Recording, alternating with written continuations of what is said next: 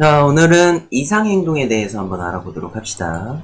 목차는 다음과 같습니다. 수업 목표, 생각 열기, 이상행동과 원인, 이상행동의 심리 특성, 정리 이렇게 갈 거예요. 수업 목표는 이상행동의 원인과 심리 특성을 안다입니다. 생각 열기, 이상행동이란 무엇일까? 실제 이상심리학이라고 해서 이상행동이랑 또 정신장애를 연구하는 심리학 분야가 있어요. 또 본인이 경험한 이상 행동이 있을까? 증세가 오래 가진 않았지만, 혹은 자가 치유가 됐지만, 자신이 생각했을 때, 그때 좀 이상했던 것 같아.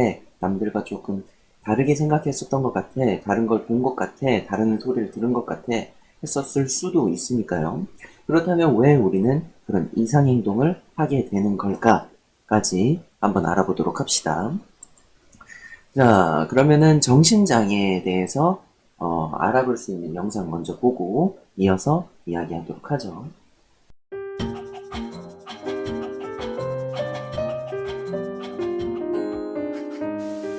심리학 앞에 이상이라는 단어가 붙었어요. 어딘가 이상한 심리학을 말하는 걸까요? 이상심리학이란 이상행동과 정신장애에 대해 체계적, 과학적으로 연구하는 심리학의 한 분야를 의미해요. 그럼 이상행동과 정신장애는 어떻게 구분되고 판단할 수 있는 걸까요? 이번 영상에서는 이상심리학에 대해 소개하려고 해요. 쉽게 풀어서 설명하기 위해 준비했으니 정확한 뜻은 꼭 더보기란에 있는 링크를 통해서 확인해주세요. 심리학자들이 이상행동과 정상행동을 판별하는 기준을 크게 4가지로 볼 수 있는데요. 일상생활을 방해하는 심리적이나 사회적 또는 다른 영역에서 기능이 떨어지는가, 주관적인 고통과 불편감이 있는가, 통계적으로 드문 행동이나 사고인가, 사회 문화 규범에 맞지 않는가가 있어요. 이런 기준을 가지고 이상행동을 변별하지만 개인이 가진 병에 대해서 구체적으로는 진단이 어려운데요. 병에 대한 진단은 DSM-5라는 정신질환의 진단 및 통계 편람을 기준으로 내리고 있어요. 모든 진단명과 기준에 대해서 소개하는 것은 무리가 있어 정신장애의 6가지 주요 범주에 대해서만 이야기하려고 하는데요. 여기서 주의할 점은 대략적인 설명이기 때문에 설명을 보면서 혹시 나, 혹시 제 등의 섣부른 판단은 끝물이라는 점 기억해주세요. 첫 번째로 살펴볼 것은 불안장애인데, 불안장애는 병적인 불안으로 인해 과도한 심리적 고통을 느끼거나 현실적인 적응에 심각한 어려움을 겪는 장애를 의미해요. 불안장애 하위 범주로는 고소공포증, 새공포증과 같이 특정한 상황에서 공포를 느끼는 특정 공포증부터 사회불안장애, 범불안장애 등이 포함되어 있어요. 우리가 흔히 듣는 공황장애도 불안장애의 하나로 갑작스러운 극도의 공포감을 반복적으로 경험하는 장애를 의미해요. 강박장애는 원치 않는 생각과 행동을 반복하게 되는 강박사고와 강박행동이 주된 증상으로 나타나는데, 불안장애에 비해서 흔히 볼 수 있거나 일반적이지는 않아요. 자신의 생각과 행동이 비정상적이라는 것을 알면서도 멈추지 못하기 때문에 심각한 스트레스와 고통을 겪어요. 우리가 흔히 쓰는 강박적이라는 말보다 강박장애로 진단받는 사람들의 증상은 훨씬 더 크고 고통스럽다는 차이가 있어요. 우울장애는 슬픔, 공허함, 과민한 기분과 관련이 있고 신체 및 인지적 변화가 동반되는 것을 의미하는데요. 우리가 쉽게 떠올리는 우울증이 바로 이러한 진단과 관련이 있어요. 또 다른 주요 범주로 우울증과 비슷하지만 다른 양극성 장애가 있는데요. 조울증이라고 흔히 불리는 이 장애는 개인의 기분이 우울과 조증 사이를 오락가락하면서 극적인 변화를 보이는 기분장애의 하나예요. 조현병과 관련된 장애도 있는데요.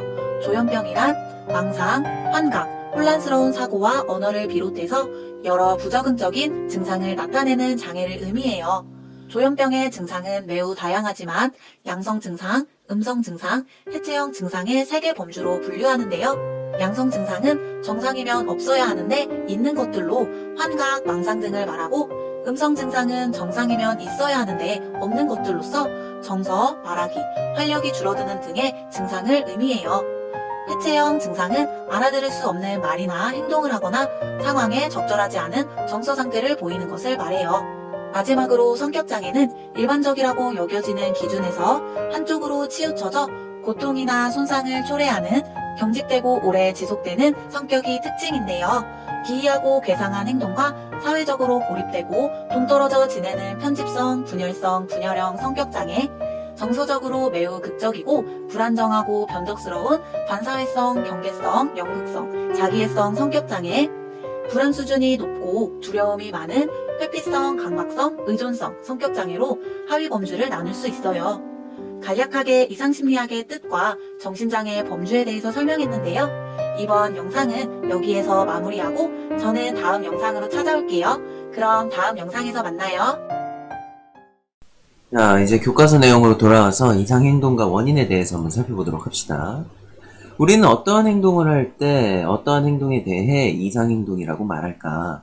이상행동이란 강박신경증이나 정신분열증 같은 정신장애에서 볼 수 있는 증상으로 남들이 보기에는 문제가 없는 것 같은데 어떤 일정한 행동을 되풀이하는 경우를 말합니다. 그래서 원인을 다음과 같은 4가지로 이야기하고 있어요.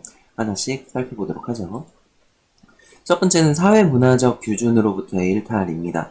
사회가 수용하는 방향에서 벗어나 있다면 이상행동이라고 할 수 있어요. 허나 정상의 범위는 문화에 따라 다르게 됩니다. 그럼에도 모든 문화는 해당 문화에 따른 기준이 있는데 사람들이 이러한 기준을 무시할 때 그 사람은 정신적으로 건강하지 못하다고 할 수 있어요. 다음으로는 적응의 어려움이 있습니다. 인간의 삶은 개인이 환경과 상호작용하며 적응하는 과정입니다. 적응의 관점에서 보면 이상행동은 개인의 적응을 저해하는 심리적 손상을 의미해요. 예를 들어서 주의력 결핍, 기억력 저하, 불안, 우울, 무책임, 폭력, 식욕감퇴 등은 사회 부작용을 유발할 수 있어요. 다음으로는 주관적 고통입니다. 객관적인 증상이 없다고 할지라도 개인이 고통을 호소한다면 그건 이상행동으로 볼 수 있어요. 흔히 우울이나 불안을 경험한 사람들이 고통을 호소하곤 하거든요. 그러나 이 기준은 자신의 문제에 대한 인식이 없는 사람들에게는 적용하기 힘듭니다. 마지막으로는 통계적 기준의 일탈입니다. 이상이라는 것은 기본적으로 기준에서 벗어남을 의미해요. 즉, 평균에서 벗어난 경우를 일탈로 간주하는 겁니다.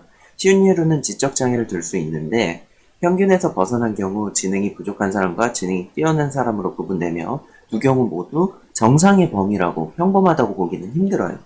또한 경계에 있는 사람도 정상으로 보기에는 애매한 부분이 있습니다. 그래서 경계성 장애라는 것도 존재해요. 이번에는 이상행동의 심리 특성을 알아볼 건데 이번에도 참고 영상을 보고 또 이어서 이야기 나눠보도록 할게요. 정신질환에 대한 온라인 자료의 수가 늘어나고 있음에도 불구하고 정신질환에 대한 잘못된 정보와 편견이 여전히 많이 존재합니다. 정신질환은 때때로 잘못 묘사되거나 소셜미디어상에서 미화되는 경우도 있으며 성격 특성이 정신질환으로 혹은 정신질환이 성격 특성으로 오해받을 수 있습니다. 그렇기 때문에 본 영상은 다양한 정신질환에 대한 인식을 높이기 위한 목적으로 제작되었습니다. 그러므로 본 영상을 자신을 진단하기 위한 목적으로 사용하지 마시길 바랍니다. 만약 본 영상에 나오는 증상과 관련이 있으신 경우 잘못된 진단을 내리지 않기 위해 정신건강 전문가에게 도움을 받으시길 바랍니다. 이 점을 유의하시길 바라며 이제 시작하겠습니다. 첫째, 완벽주의와 강박장애입니다. 미국 심리학회에 따르면 완벽주의란 극도로 높은 수준의 성과를 달성하려는 욕망으로 지나치게 비판적인 자기평가와 타인으로부터의 평가가 동반됩니다. 강박장애가 있는 사람들에게 완벽주의는 강박적이거나 무언가를 꼭 해야 되는 모습으로 자주 나타납니다. 일상생활에 지장을 줄 정도로 무언가를 정해진 방식으로 정리해야 하거나 어떤 일을 반복적으로 해야 하는 것이죠. 일반 사람들이나 불안이나 주요 우울장애가 있는 사람들의 완벽주의와는 다르게 강박장애가 있는 사람들은 자신의 강박장애로 인한 강박적인 부분에 대한 완벽주의자입니다. 완벽주의적 강박을 따르는 데 실패하면 불안감, 공황, 파멸감으로 이어지는 경우가 많아서 개인적인 삶과 대인관계에 해가 될 수 있습니다. 그래서 강박장애가 있는 사람들의 완벽주의나 세부사항에 대한 주의력을 칭찬하는 건 위험할 수 있습니다.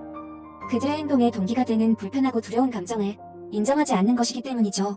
그뿐 아니라 완벽주의를 가진 일반 사람을 강박증이란 용어를 사용해서 묘사하는 건 실제로 강박장애 진단을 받은 사람들의 힘듦을 가볍게 보는 것과도 같습니다. 둘째, 할 일 미루기와 주요 우울장애입니다. 할 일을 미루는 것은 흔히 볼 수 있는 특성이지만 이는 주요 우울장애 또는 우울증의 증상으로도 발생할 수 있습니다. 연구에 따르면 깊이 생각하는 것과 자기한민의 부족이 미루는 버릇과 연관이 있다고 하며 이 요인들은 우울증에는 증상이기도 하죠. 미루는 버릇을 유발시킬 수 있는 우울증의 다른 증상들은 피로감, 집중력 저하, 초조함, 무기력함, 공허한 기분이 될 수 있습니다. 우울증을 경험하는 사람들은 생산적인 생활을 하기 어려울 수 있습니다. 잠자리에서 일어나는 것처럼 작은 일들을 해내기 위해서도 많은 에너지가 필요하기 때문이죠. 우울증을 겪는 것이 어떤 기분인지 이해하지 못하는 사람들은 주요 우울 장애를 앓고 있는 사람들을 게으르거나 시간 관리를 못하는 사람으로 간주할 수 있습니다. 하지만 그들의 미루는 버릇은 그들의 성격보다는 그들이 앓고 있는 질환으로부터 비롯될 수 있습니다. 셋째, 의심과 편집성 성격장애입니다. 대부분의 사람이 살면서 어느 시점에서 누군가 자신을 보고 있다고 느끼거나 그렇다고 결론을 내린 적이 있을 것입니다. 하지만 이런 의심이 거의 끊임없이 제기되면 그건 편집성 성격장애의 징후일 수 있습니다. 편집성 성격장애의 증상으로는 근거 없이 주변 사람들이 자신에게 해를 입히려 한다는 두려움과 자신이 한 말을 다른 사람이 이용하여 자신을 곤란하게 만들 것이라는 극단적인 불신과 의심, 그리고 자신에게 상냥하거나 무관심한 행동을 악의적인 의도로 이해하고 맹렬히 비난하는 반응을 보이는 것이 있습니다. 편집증은 조현병이나 경계선 성격장애와 같은 정신질환의 증상일 수도 있습니다. 성격장애는 사람의 성격에 영향을 미치는 부분이 있기 때문에 정신건강 관련 지식이 없는 사람들에겐 성격과 정신질환을 구분하는 일이 더욱 어려울 수 있습니다. 이런 상황에서는 공감하는 게 중요하며 이런 성격장애 진단을 받은 사람들한테 과잉 반응하고 있는 것이라고 말하지 않도록 해야 합니다. 이는 편집증을 그들의 성격으로 간주하는 것이기 때문이죠. 넷째, 수줍음과 사회불안장애입니다. 수줍음과 사회적 불안감은 겹치는 부분이 있을 수 있지만 수줍음은 성격적 특성입니다. 대체적으로 타인을 지나치게 인식하는 것과 떨림 및 땀과 같은 신체적 증상 및 사회적 상황에서 조용하고 물러나는 행동으로 간주되죠. 반면에 사회적 불안감은 일상적인 활동에서 더 심각하고 고통스러운 모습으로 나타나죠. 또한 수줍음의 근원은 사람의 성격에서 오는 반면 사회적 불안감은 두려움에서 오는 것이죠. 수줍어하는 사람들은 보통 사회적 상황에서 스스로를 의식하고 다른 사람들에게 마음을 열고 친해지기까지 시간이 오래 걸리지만 사회불안장애가 있는 사람들만큼 이를 강하게 느끼거나 크게 걱정하지 않습니다. 사회불안장애는 공황을 불러일으킬 수도 있습니다. 이에 대한 결과로 그들은 사교적 상황을 피할 때가 많을 것입니다.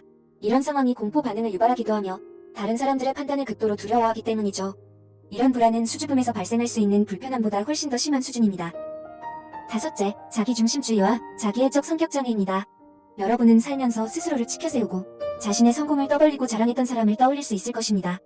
하지만 이 사람이 자신의 업적을 지나치게 과장하고 다른 사람한테 공감하는 걸 힘들어하며 자신과 동등하거나 더 높은 능력을 가진 사람을 비롯한 모두로부터 특별한 대우를 요구한다면 이들은 자기중심적인 성격보다는 자기애적 성격장애를 겪고 있을 수 있습니다. 여섯째, 충동성과 조울증입니다. 충동성은 종종 재미있고 심지어 이로운 특성으로도 간주되는데요. 이는 자기계발서들이 우리의 일상적인 행동 방식을 바꿔보라고 종종 독려하기 때문이죠. 하지만 조울증의 경우 충동성은 조울증이 있는 사람들이 나중에 후회할 수도 있는 위험한 판단의 형식으로 나타납니다.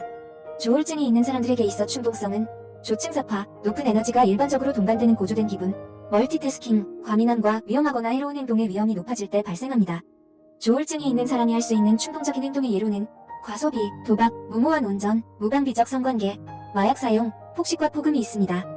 영화와 TV쇼에서는 이런 행동을 흥미진진하게 표현하지만 실제 삶에서의 결과는 금전적 손실, 대인관계에서의 갈등, 재산 피해, 건강합병증, 심지어 죽음에 이를 수 있습니다. 이런 충동적인 행동을 미화하는 것은 그 결과로 겪을 수 있는 것들을 과소평가하는 것과도 같습니다. 일곱째, 산만함과 주의력 결핍 과잉행동장애입니다. ADHD는 부주의, 과잉행동, 충동성을 포함하는 발달장애로 분류되는 질환입니다. ADHD 진단을 받은 사람들은 이런 증상들을 한 가지나 두 가지 이상 보유하고 있을 수 있습니다. 주의력 결핍형 ADHD가 있는 사람들은 자주 무언가를 잊어버리고 한 가지 일에 집중하는 데 어려움을 겪으며 정리하는 것을 힘들어하고 다른 사람들에게 집중하는 것을 어려워합니다. ADHD에 대한 교육을 받지 않은 사람들은 주의력 결핍형 ADHD가 있는 사람들에게 자신의 말을 듣지 않는다거나 자신에게 신경을 안 쓴다는 이유로 부정적인 반응을 보일 수 있지만 사실 그들은 자신이 겪고 있는 질환 때문에 자신의 생각이나 외부 자극에 의해 방해를 받지 않고 주의를 기울이는 것이 어렵습니다. 여덟째, 관심을 구하는 것과 연극성 성격장애입니다. 누군가가 다른 사람들의 관심과 인정을 구하는 데는 여러 가지 이유가 있죠. 낮은 자존감, 자기회의, 신뢰 문제 등이 포함될 것입니다. 그런데 만약 누군가가 일반 인구의 2에서 3% 정도에 속하는 연극성 인격장애 진단을 받은 경우 외부 인정에 대한 그들의 욕구는 확신을 구하는 수준을 넘어섭니다. 연극성 인격장애가 있는 사람들은 관심의 중심에 있지 않으면 가치가 없다고 느끼거나 과소평가받는다고 느낄 수 있고 이런 감정에 대해 강한 감정적 표출로 반응할 때가 많습니다. 연극성 인격장애가 있는 사람들은 추파를 던지기도 하며 때론 부적절한 행동과 밝은 의상, 뚜렷한 자기주장으로 사람들의 관심을 이어가려 할 수도 있습니다. 연극성 인격장애가 있는 사람은 그저 요구가 많고 신경을 많이 써야 하는 사람들이 아니기 때문에 그들을 이런 식으로 간주하는 것은 독이 될 수 있습니다. 이는 성격에 영향을 주는 질환이라고 생각하기보다 개인적인 성격으로 초점을 맞추기 때문이죠. 아홉째, 사람들을 만족시키려는 것과 의존성 성격장애입니다. 많은 사람이 타인의 부탁을 거절하는 것과 경계선을 설정하는 것을 어려워합니다. 하지만 의존성 성격장애가 있는 사람들은 어떤 것이든 혼자서 해야 할 때 강렬한 공포를 느끼곤 합니다. 이는 언제 일어날지 또는 아침으로 무엇을 먹을지 선택하는 것과 같은 일상적인 일들도 포함되죠. 의존성 인격장애가 있는 사람들은 학대적인 관계에 머무르거나 사랑하는 사람이나 자신이 의존하는 사람과 함께 지내려고 직업을 바꾸거나 이사를 하기도 하고 연인과 헤어지고 바로 새로운 연인 관계를 가질 가능성이 높기도 하죠. 이 모든 것의 핵심은 성격 특성과 정신질환을 구분해주는 건 그 특성이 일상생활에 미치는 영향이라는 것입니다. 완벽주의와 관심을 구하는 것과 같은 특성은 대부분의 사람들에게는 괜찮지만 여러분의 일상에 상당한 스트레스의 원인이 되어 여러분이 정상적으로 사는 것을 방해한다면 조금 더 심각한 징후로 간주될 수 있을 것이며 정신건강 전문가의 조언과 진단을 필요로 하게 될 수도 있습니다. 사람들에게 의문을 가짐으로 이로운 판단의 기회를 주는 건 중요합니다. 어떤 사람이 특정한 방식으로 행동하는 데는 여러분이 알지 못하는 이유가 있을 수 있습니다. 다시 한번 말씀드리지만 본 영상은 성격적 특성과 정신질환을 둘러싼 다양한 모호성과 혼란을 해소하는 것을 목표로 제작되었음을 알려드리며 누군가가 어떤 질환을 가지고 있는지 진단하기 위한 목적이 아님을 알려드립니다. 여러분이나 여러분의 지인이 이런 성격적 특성과 정신질환 사이에서 혼란을 경험한 적이 있으신가요? 그때 여러분의 경험은 어땠고 여러분은 어떻게 대응하셨었나요? 아래 댓글로 알려주시길 바랍니다. 본 영상이 재밌으셨고 새로운 걸 배우셨다면 좋아요를 부탁드리며 이와 비슷한 더 많은 영상을 받아보시기 위해 구독 부탁드립니다. 시청해주셔서 감사드리며 다음 영상에서 뵙겠습니다. 앞서 참고 영상을 보여준 이유는 참고 영상이 정답은 아니지만 정말 필요하다면 전문기관에 가거나 전문가의 상담이 필요하겠지만 성격과 그런 심리 특성 혹은 이상 행동을 보이는 것을 구분할 수 있는데 구분하는데 도움이 됐으면 하고자 준비한 영상이고요. 다시 교과서로 돌아와서 이상 행동의 심리 특성에 대해서 한 번 더 알아볼게요. 현실 지각 능력에 관한 겁니다. 정상인들은 자신의 행동과 역량에 대한 평가와 더불어 주변에서 일어나고 있는 일을 해석하는데 현실을 반영하게 됩니다. 반면 조현병 같은 심각한 심리장애를 가진 사람은 아무런 근거 없이 타인이 자신을 험담하고 쫓아낸다고 자각할 수가 있어요. 쉽게 얘기하면 피해의식을 느낀다고 생각을 하시면 돼요. 다음으로는 자기 존중감과 수용입니다. 제대로 적응한 사람은 자신이 가치 있는 존재임을 스스로 인정하고 주변 사람에게 수용되는 존재임을 알아요. 그래서 자기 스스로가 자신을 사랑하는 것부터가 중요합니다. 자신을 사랑할 줄 알면은 타인과 싱크를 맞추기 위해서 타인 스스로도 자신을 사랑하게끔 배려를 하기도 하고 나를 사랑하는 만큼 타인도 사랑할 수 있기 때문에 나르시시즘과는 다른 개념으로 자신을 사랑해줄 필요가 있어요. 즉, 타인이나 사회의 관점이 아닌 자신의 내부적 기준에 의해 자존감을 유지할 수 있는 능력을 갖추고 있다면 이상 행동을 절제하거나 극복하고 또 더 나아가 타인을 이해하는 데 도움이 됩니다. 상호 호혜적인 대인 관계 능력. 정상인 사람들은 다른 사람들과 밀접하고 만족스러운 관계를 형성하는 능력을 가지고 있어요. 하지만 정신적으로 혼란을 겪는 사람들은 자신의 안전을 지키려는 욕구가 너무 커서 극도로 자기중심적으로 변하는 경우가 종종 있습니다. 또한 이들은 애정을 받으려고 할 뿐 되돌려주지를 못해요. 그래서 관계가 무너지거나 그런 느낌을 받으면 친밀해지는 것을 두려워하게 됩니다. 다음으로 볼 것은 행동 통제력이에요. 정상인 사람들은 자신의 행동을 통제할 수 있다는 상당한 자신감을 갖고 있어요. 왜? 나에 대해서 탐구를 했고 나에 대해서 그만큼 알고 더 나아가 메타인지가 뚜렷하고 자기 객관화가 되어 있고 또 자기 자신을 스스로가 사랑할 줄 아는 사람이니까. 근데 이런 정상적인 사람도 충동적일 때가 있어요. 하지만 나름 사회 규범과 그 기준 안에서 적절하게 선택하고 행동하기 때문에 그렇게 크게 문제로서 혹은 범죄로서 부각되지 않을 뿐이에요. 하지만 정신적으로 혼란을 겪는 사람들은 자기 통제력이 현저히 떨어지기 때문에 큰 문제나 심각한 범죄까지도 초래할 수 있게 되는 거죠. 마지막으로는 생산성입니다. 주변에 잘 적응하는 사람들은 자신의 능력을 생산적인 활동에 투자할 수 있어요. 이들은 삶 전체에 대한 열정이 크고 하루하루 요구에 맞추느라 급급해하지 않습니다. 그러니까 열정이라는 게 내가 가지고 있는 에너지가 과다해서 열정이 뿜어지기도 하지만 그 과다함을 유지할 수 있는 것은 내가 에너지를 적절하게 쓰고 있기 때문에 남는 거예요. 내가 만약에 심적으로 불안함을 겪는 경우에 거기에 불안함을 우리는 항상성을 갖고 있기 때문에 그 불안함이나 결핍을 채우기 위해서 에너지를 쓰기 때문에 애쓰게 된단 말이에요. 그럼 거기에 들어가는 에너지가 많아지기 때문에 우리는 그 항상성, 안정성을 유지하는 데에 큰 힘을 들이고 있는 거예요.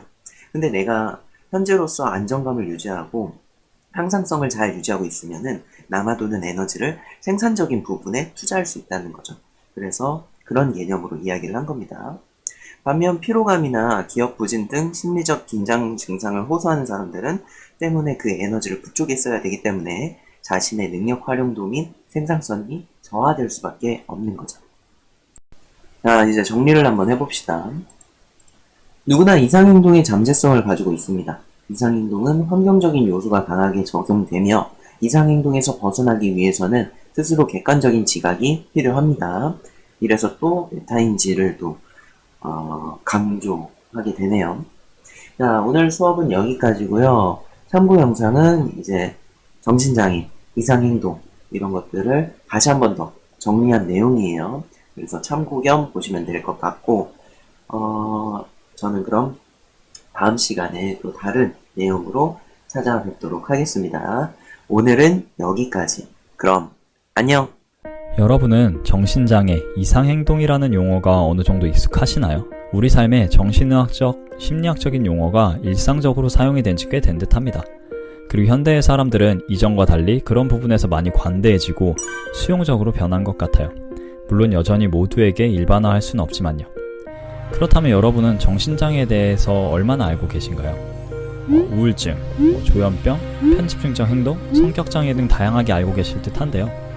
오늘은 우리의 일상에 조금씩 스며들어 누구나 한 번쯤 들어본 정신장애와 이상행동에 대해서 심리학 분야 내의 과거와 현재에 대한 이야기를 해볼까 합니다. 정신장애는 과학적 탐구가 이루어지기 전까지 영적인 문제로 이해되어 두려움의 대상이 되었고 종교적 의식이나 사회적인 격리를 통해 관리가 되었습니다. 하지만 20세기에 들어와 심리학의 영역이 크게 발전하면서 정신장애를 심리 과정에서 이상이 생긴 것으로 보는 시각이 늘어났고 치료 가능한 영역으로 여겨졌죠. 이런 심리적 원인론을 제안한 프로이드의 정신역동이론을 시작으로 다양한 심리 기법 및 이론들이 발전을 해왔습니다. 그리고 현대 이상심리학 분야에서는 한쪽에 치우치는 방향이 아니라 다차원적 이상심리 모델을 제안하며 인간의 심리, 행동 모두에 관여하는 뇌를 근거로 유전자와 환경의 상호작용에 의해 발생한 뇌 발달 이상에 의한 것임을 전제로 하여 정신장애를 연구하고 있죠. 그렇다면 현재 심리학에서 알아낸 이상행동의 주요 원인은 무엇일까요? 우리 인간에게 변화를 요구하는 환경적 요인은 우리에게 스트레스를 만들어냅니다. 그리고 정신질환을 포함한 대부분의 이상행동의 주요 원인은 만성적이거나 강도가 센 스트레스가 주 원인으로 알려져 있죠. 저희 신체 질환과 비슷하죠. 몸이 아파도 스트레스, 정신이 아파도 스트레스 때문이라는 겁니다. 그리고 좀 덧붙이면 특정 정신장애의 원인이 되는 스트레스 종류가 다르다는 것 또한 일부 밝혀지고 있습니다. 예를 들어 우울증의 경우 어린 시절 중요한 관계의 상실 경험, 조현병의 경우에는 난산 경험이 정신장애 발병의 중요 스트레스 요인으로 확인이 되고 있다고 합니다. 결국 이런 내용을 모두 포함해 일상에서 경험하는 스트레스의 강도와 완성 여부에 따라 정신장애가 누구에게나 발생할 수 있다는 이야기이기도 한 거죠. 그렇다면 정신장애라는 것은 우리에게 스트레스를 주는 환경의 문제일까? 우리에게 스트레스를 주는 환경적 요인도 원인의 일부이지만 환경적 요인을 받아들이는 우리의 인지 해석 방법과 그로 인한 스트레스 취약성 또한 또 다른 원인이기도 합니다. 쉽게 말하면 환경과 내 자신 모두가 정신장애의 원인이 되는 것이죠. 그럼 현재까지 우리가 가진 스트레스 취약성에 큰 영향을 미치는 것으로 알려진 내용은 무엇이 있을까요? 1997년 미니의 연구와 1999년 프란시스의 연구를 통해 생후 초기 부모의 애착 행동, 즉 양육 방식이 아이들의 스트레스 호르몬 CRH에 영향을 미치고 이 호르몬을 억제하는 데 관여하는 유전자 글루코코르티코이드 수용기가 더 많이 활성화되는 데 영향을 미친다는 점이 확인되었습니다. 이것 외에 2010년대에 들어와 타일러 및 다양한 연구자들을 통해 아동학대 및 폭력 경험이 스트레스 반응을 관리하는 해마 발달에 영향을 미쳐 스트레스에 취약하게 만든다는 또 다른 주요 연구 결과가 있었죠. 이렇듯 우리가 세상을 해석하는 인지 방식과 스트레스 취약성에 큰 영향을 미치는 부분은 어린 시절의 관계와 관련한 내용이 많습니다. 아무래도 어릴수록 빠르게 사회의 정보가 습득되고 반응하는 시기이다 보니 그 영향의 크기가 큰 것은 어쩔 수 없는 것 같아요. 그렇다면 어린 것에서 더 파고 들어가서 태어날 때부터 가지고 있는 유전적 요인과 정신장애의 관계는 어떨까요? 흔히 조현병과 같은 중증 정신장애의 경우 유전의 영향이 클 것으로 생각하기 쉽지만 조현병 환자 부모의 94%가 조현병이 없다는 사실은 이 이상행동에 대한 유전자의 영향이 생각보다 복잡하다는 것을 말해줍니다. 우리의 모든 활동의 근본인 뇌가 유전자들의 집합으로 만들어진다는 사실은 우리의 행동과 심리 전반에 유전이 큰 영향을 미치고 있다는 것을 알려주죠. 하지만 한 가지 더 알아야 할 것은 우리가 가지고 있는 유전적 정보가 활성화되기 위해서는 그 정보와 상호작용이 일어날 수 있는 특정 환경이 제공되어야만 한다는 것입니다. 그렇기에 최근 행동 유전학 연구들의 경우 정신질환이 얼마나 유전되는지 보다는 인간이 갖고 있는 약 2만 개의 유전자 중 특정 정신장애와 관련이 있는 것을 발견하고 그들이 어떻게 활성화되고 정신장애를 일으키는 데 영향을 미치는지를 밝히는 것에 초점을 맞추고 있죠. 이 연구 과정에서 성과가 가장 좋은 내용은 알츠하이머 치매에 우리의 뇌가 취약하도록 만드는 아포E4 유전 형질의 발견이 있습니다. 1993년 스트리메이터에 의하면 이 유전 형질을 하나 가지고 태어난 사람은 그렇지 않은 사람에 비해 알츠하이머 치매가 발병할 확률이 3배가 증가하고 2개를 가질 경우 12배까지 증가하는 것으로 보고되어 있죠. 그러나 이 유전 형질이 있다고 해서 100% 알츠하이머 치매에 걸린다거나 알츠하이머 치매에 걸린 사람 모두가 이 유전 형질을 가지고 있지는 않는다고 하네요. 결국 이 내용은 앞에서 언급하였듯이 정신장애를 포함한 우리의 행동과 심리 상태는 생물학적인 유전적 정보와 함께 이와 상호작용하는 환경적 영향 또한 고려해야 한다는 점을 시사해주고 있습니다. 일방적인 개인의 탓 또는 반대로 환경 탓만을 할 수 없다는 이야기가 되겠죠. 이렇듯 인간의 심리 정신 과정을 이해하고 나아지기 위해서는 다양한 요소를 고려해야 한다는 것을 알 수 있는데요. 20세기 이후 fMRI와 같은 뇌 영상 기법의 발달로 정신장애가 일어나는 현상을 관찰할 수 있게 된 덕에 정신의학 분야에서 효과적이고 정확한 약물 사용이 이루어져 오고 있습니다. 하지만 그럼에도 근본적인 치료를 이루지 못하고 약 없이 생활을 두려워하는 분들도 많이 계시죠. 결국 약물을 통해 생물학적으로 도움을 받을 수는 있지만 근본적인 정신 건강을 위해서는 사회 문화적인 맥락과 개인의 환경 그리고 삶에 대한 해석 방향을 확인하고 정리하는 통합적 개념의 관리 치료 과정이 필요한 것은 아닐까요? 지금 내가 조절하고 개선할 수 있는 것이 나인지 환경인지 둘 다인지 등 여러 맥락에서 살펴봐야 할 것 같아요. 그리고 나에 대해 알고 환경에 대해 알기 위해 우리에게는 무엇이 필요할까요? 생각? 추측? 앞에서 언급된 용어로는 상호작용, 그리고 조금 더 간단히 말하면 경험이 필요합니다. 직접 환경에 뛰어들고 경험해 보아야 진짜 특정 환경에서의 나를 알 수 있는 것 아닐까요? 여기까지 이상행동의 과거와 현재 그리고 소소한 방향성에 대해서 알아보았습니다. 오늘의 영상은 여기까지예요. 영상 시청해주셔서 감사합니다. 다음에 또 뵐게요. 뿅!